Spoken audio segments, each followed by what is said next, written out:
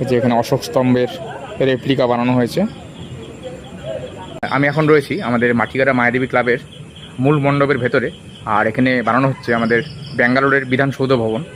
এখানে কাজ চলছে শেষ পর্যায়ে। আমি ক্যামেরা ঘুরিয়ে তোমাদের দেখাচ্ছি কিছুটা অংশ। এই যে এটা হচ্ছে সিলিংয়ের কাজ, এখনও কাজ চলছে।